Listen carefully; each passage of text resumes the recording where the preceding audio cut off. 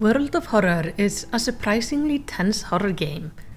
The old school art design, the number of menus, and the general idea of the game lulled me into a false sense of security when I tried it out. I thought it would be easy, and honestly not that scary. And so I was kinda surprised how actually intense it could be. World of Horror has a simplistic art style, though it does a great job at using its drawing to punctuate some extremely uncomfortable scenes. And the art style invites your imagination to fill in the blanks. And for me that worked really well. The basic gameplay is set up so you pick who you will play and the scenario, which decides which dangers and horrors you're gonna be dealing with. And within the scenario you must solve 5 mysteries.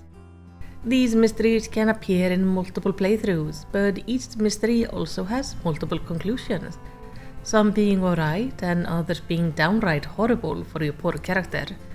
As you're playing through the mysteries, you must read notes, listen to rumors, and try to figure out what is happening. Depending on the character you're playing, the knowledge you obtain, and the items you have found, some conclusions may be locked off while others are open. And each ending has their own consequences, good and bad. Meaning experimenting with them can lead to some interesting outcomes. But no matter what, finishing the mystery will net you one of the 5 keys required to get into the lighthouse to reach the ultimate ending. But that is not going to be an easy task, as failure is just around the corner. Your character might die, they might lose their mind, or well, something else horrible might happen.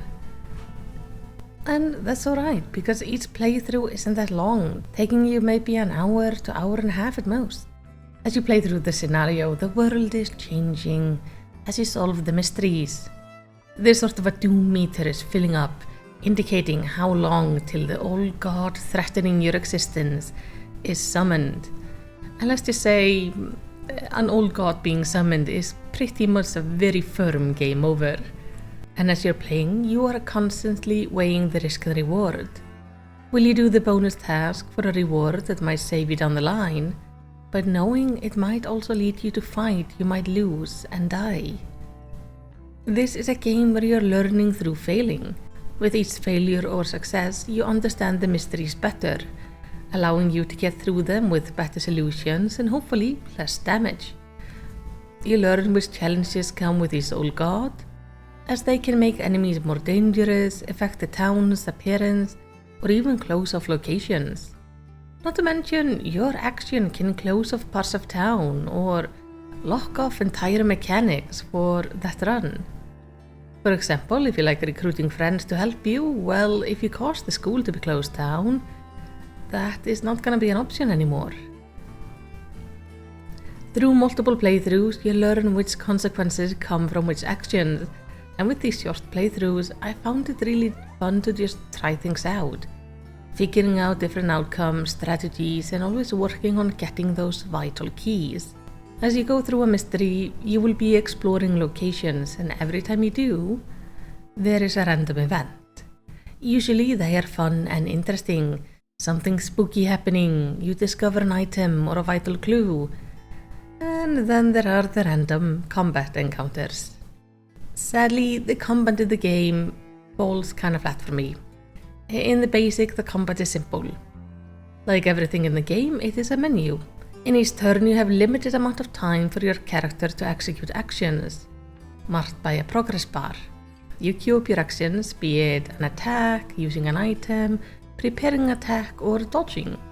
Then you end your turn, which activates the sequence you made, followed by an attack or action from the enemy.